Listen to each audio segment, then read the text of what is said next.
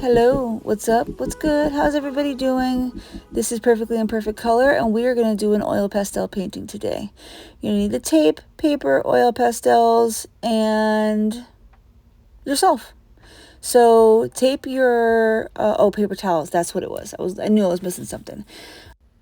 Guys, I'm having a really hard time recording this today. Whew. All right, so this circle that you see me drawing, you can do it freehand, you can draw a square, it doesn't really matter. Use something around the house. That thing that I'm drawing up in the corner, if you can, don't pay any attention to it because I'm going to cover it later on. So I've been trying to record this voiceover for a few days, and I'm trying to explain what I'm doing to you guys.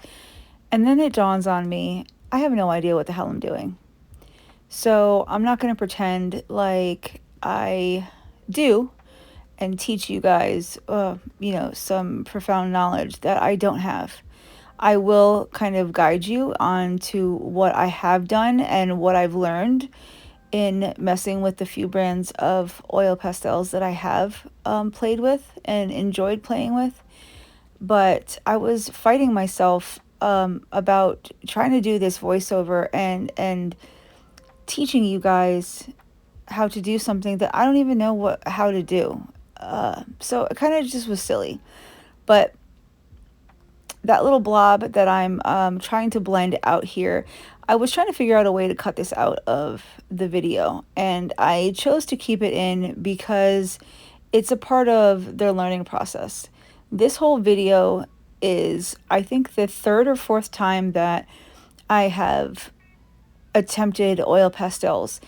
I believe in the last video I showed you guys a few other paintings that I had done, and I used the Arteco and the Mungio, I believe, for those.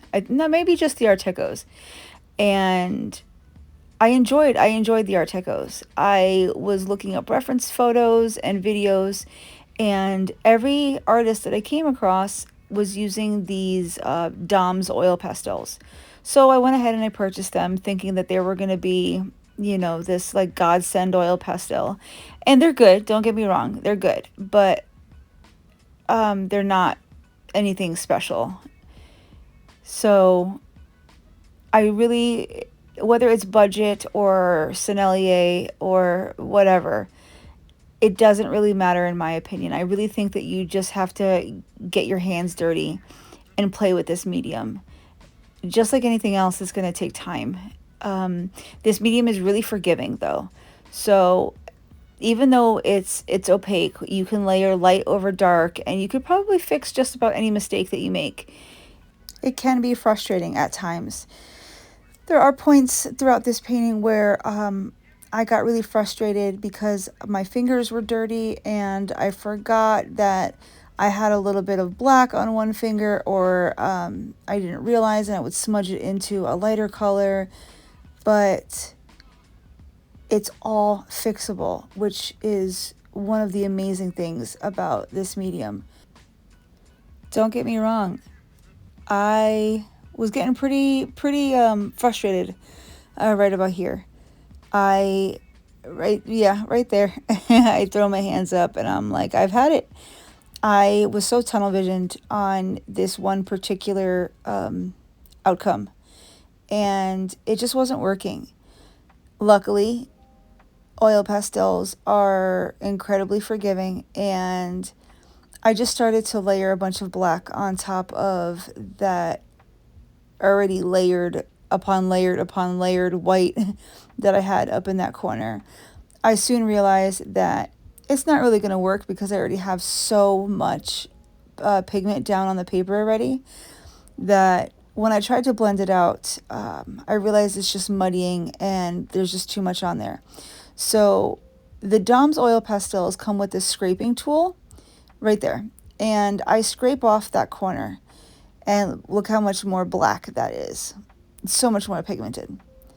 So I blend it out slowly, and then I just add more and more as I need. If you are attempting to do a piece like this or something similar and the black is scary, I get you. I totally understand. So what I had done in previous pictures that I had worked on, I blended out the lighter colors first, and then I slowly added the black on top. As you get more and more comfortable with oil pastels, you'll learn how they move and how they work and how you can layer. And here I'm just covering up my work area because I'm a hot mess, and using some watered down white acrylic to spray some stars, and then using a compass to draw a circle within the circle that I created, which I don't know why, because I ended up completely abandoning the compas's circle and went with my own freehand, which is surprising because I'm not too confident in my own freehand drawing, but I'm pretty happy with this result. I kind of just drew like squiggly lines, and I kind of figured that with me, I overthink a lot, and I want everything to come out perfect. I want things to look the best that they possibly, as best as they possibly can, and the best potential outcome. And if I throw all of that out the window and just kind of not give a crap, it tends to come out so much better. So yay for not giving a crap. I wish it was that easy. I know a lot of us suffer from that perfectionism trait. I say suffer. I don't really mean like quite literally suffer. However, sometimes it really does feel like I'm suffering from it, but I hope you guys understand what I'm trying to say. It's hard to get over sometimes. I mean, there's days where I literally will spend the whole day planning on doing this project, and the whole day will be gone, and I haven't got the project started because this needs to be perfect before I got this done, and this needs to be done before this, and it had to be the right environment, and whatever. I don't know if any of you guys can relate with that, but it's been an issue for me. So I say, don't give a crap. Screw it and have fun. That's my takeaway from all of this. I love it. I have been having so much more fun. It's so much more freeing. And like I said, I'm not going to pretend like I'm some commissioned artist, that like I know what the heck I'm talking about or doing, because I don't, you guys. I don't. And guess what? I'm having fun and I love it. Isn't that what all of this is supposed to be? Sometimes I think that I lose sight of that, where I become so overwhelmed with the final outcome and wanting the page or project to look its absolute best or prettiest, or make sure that it's Instagram worthy, or I don't know, better than the last, whatever it may be, whatever obstacle that you're trying to overcome with whatever you're doing. I lost sight in what was most important. And I think what's most important is the act of doing it, right? The journey of going through it, the actual process. Isn't that what it's about? Is the process? Screw how it turns out in the end. It doesn't have to be perfect. It doesn't have to be this Instagram worthy piece, because guess what? It's all Instagram worthy. It's all art. It's all beautiful. It doesn't have to be this I don't know. I hope that you guys understand what I'm trying to say. I'm not trying to give some like award-winning speech or anything here. I just have been trying to do this voiceover for a few days now, little bits and pieces at a time, and I was getting so frustrated with it because if not only is it incredibly sped up, but I'm trying to to talk you guys through what I was doing, and I was just figuring it out myself. I'm just a normal 38-year-old woman who is trying to figure out a new hobby, and I'm loving it. I'm having a lot of fun, and I wanted to bring you guys along for my journey. I love communicating with you guys. I love watching all of your channels and seeing what you guys have going on. And I appreciate all of the love and support that you guys have been giving me. I really cannot thank you guys enough. But enough with all that cheesy stuff.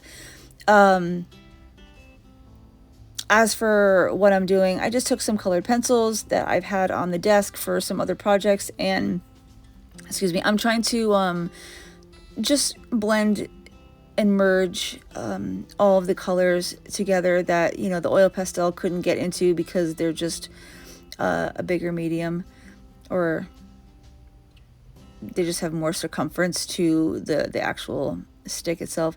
That little broom dust pan or dust broom thingy that I just used on the paper, I think that came along with the AFMAT rechargeable eraser that I've got laying there to the right. I'm pretty sure. I think, yeah, that thing. I think that's what it came with. If not, I have no idea where the heck that thing came from. So I am taking the Derwent Chinese white and the Prisma white, and I'm actually using that colored pencil to scrape off along the ruler to make those lines. Now, I went overboard, and on top of the scraped off lines, I threw some acrylic paint and kind of whisked it along the way. You're going to see in a few seconds that I did some other pieces, and I do like the outcome of that little sunburst or light burst better. But I just kind of messed around and finagled, you know, the white with the paint, and now I took some acrylic paint pens just to try to touch it up and make it look a little bit better.